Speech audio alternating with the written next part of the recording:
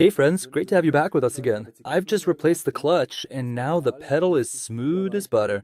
So the clutch is actually disengaging now. Reverse gear still isn't going in perfectly though. That could be a sign that there's still a bit of air in the system. But I've already bled it and that didn't help. I took a look at the master cylinder and it actually looks pretty good. But the slave cylinder, that one doesn't look so great anymore. Visually, it really doesn't look good at all. And it's already starting to sweat a little too. Those are usually the first signs that there might be a leak. So that's obviously the easiest way. I just need to clear a bit of space, and I have to feel the air. Everything that's still left here. Everything that's still just sitting around here. Yeah, I just need to get that out of the way. So now I've cleared out all the clutter. So battery's out, air filter box is gone, and now we can see things a lot more clearly here. The slave cylinder, that is. So up here, you've basically got the line going in, the line going into the slave cylinder. Here we have the bleeder screw, like this, and up here in the front. So that doesn't count. That's just a bracket for reverse gear. That has nothing to do with what we're doing here. So this whole thing down here is the slave cylinder. Up front here is the boot, and that's basically the piston rod. And then it goes over here to the lever, and the lever is connected to the fork. The fork pushes against the release bearing. The release bearing presses against the pressure plate, and the clutch is disengaged, so the transmission basically stops. And only when you let go of the clutch does the power connection come back. And then, just like that, the whole thing starts turning all over again. Now I have the screw. Normally, down here, there is a retaining ring, but it is much easier for me to take it apart if I remove the lever first. Now I have tightened the screw really hard. Yeah, it is still okay. I had only tacked it on for a moment since I already had it out earlier when the air filter was still on. It was hard to see. Now I can show it better. Now I can take it off here with the lever. Ouch! Ouch! That's what I mean, because there's a retaining ring like this. And now you can pull this out. Now we'll take off the boot here. There we go. And then you can just pull it off. Now you could also check the boot here. Yeah, and you can already see here that the boot is already damaged. And that's how it all starts. It's just like with a brake caliper. Yeah, once the boots start to get loose here and there and there's a gap, moisture gets in. And then if I press here now, I can see that it's already sweating inside here. Yeah, and it's not so leaky that fluid is running out anywhere or that there's any liquid pooling here. Yeah, but still, I can definitely see right now inside that it's already starting to sweat quite a bit. I am actually pretty sure that it is. That it's drawing in air here, so the clutch is already disengaging for me. Yeah, but somehow... Yeah, the pedal is way too soft for me. It's just super soft, like butter. I think it used to be a lot firmer before. Yeah, you could really feel the pressure point. Now it's basically just like you said. For comparison, it's like when I step on the gas pedal, it just feels totally mushy and floppy now. So you can't even tell you're pressing the clutch anymore. That's why I'm thinking, I really hope it's not the master cylinder, because it's a real pain to replace. Now we've got the line attached at the back, so we need to open that up first. And here's how I'm going to do it. I'll loosen this screw here first. Since it's a Korean car, I'm guessing this is a 12mm.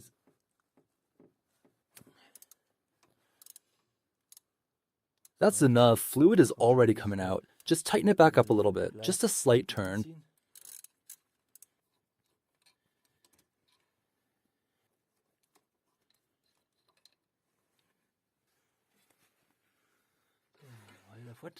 This right here is our very best little buddy. Like I said, this part is pretty simple because all we have to do now is disconnect the line here. A container, put it underneath because the fluid will run out there. You don't need to worry. The brake fluid reservoir won't empty out completely, of course. There is The hose comes off at the top, and the reservoir will only drain down to that point.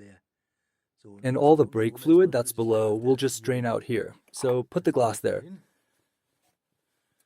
Put it right under here, and you'll see, okay, that works. Then we'll loosen the screw and let the brake fluid run into the glass. We have to be careful here. There's a sealing ring inside, and we'll need to replace that as well. And now I'll just loosen this thing enough to let it bleed out naturally, like this. Then you'll refill it with .4 brake fluid. So you just have to check. Is that specified in the owner's manual for your particular vehicle? Now here we have the new one. Let's take the cylinder. Yeah. No, I was just about to say we need to be careful here because this part has to go back in and we need to make sure it fits back in there. All right, now the line goes back on. So now the new part is installed here. Yeah, I'm sure the attentive viewers have already noticed. As you might have noticed, you've probably already seen that I didn't use any new copper washers, but instead I thoroughly cleaned and restored the original ones and put it back on. Yeah, that's a risk. Normally you'd use a new one. The line's tight. I've tightened it now, and of course I immediately noticed that with the old thing, someone had already worked on it before, because this notch here on the slave cylinder, that's where the line is supposed to go. That means we have a guide here so the line can't come loose, on both the right and left sides. It's blocked in there again. So, and in my case now, because I checked it out, if you rewind the video, you'll see that the line isn't hanging up here, but off to the side, because I could actually see the nut or the bolt from up here. Yeah, so that wasn't really quite right either, because you only notice that once everything is taken apart. Now, I really need to get to this bleeder valve right here. We are definitely going to need it for bleeding the entire system.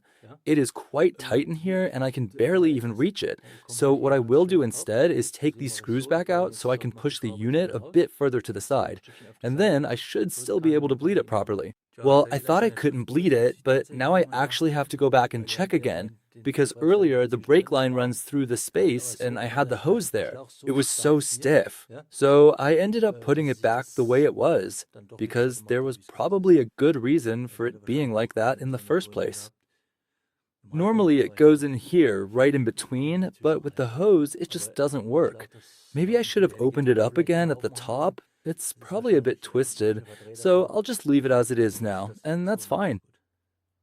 So now I've loosened it again because I want to bleed it here. Of course, the thing is, when we bleed it here now, we obviously don't have the pressure from the Lara since it's not installed at the moment. For now, I just want to do it so that when we're done bleeding, clear fluid, brake fluid comes out here, and there are no more air bubbles visible. And then it has to work automatically, so that when I install it, the pressure point is right here. Now we're going to take off this boot here so we can check if anything comes out. Look how nice that looks there. There's even a bit of red here. Very nice.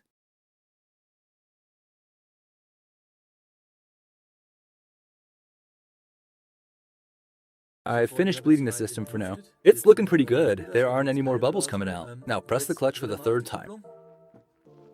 So you can now see how the cylinder moves out here and pushes on the lever. And then we release the clutch again. Exactly, and then it goes back again, so just keep pressing it. If you really liked watching this video, please feel free to give me a big thumbs up. All the tools and products for this video down in the video description. See you in the next video. Bye!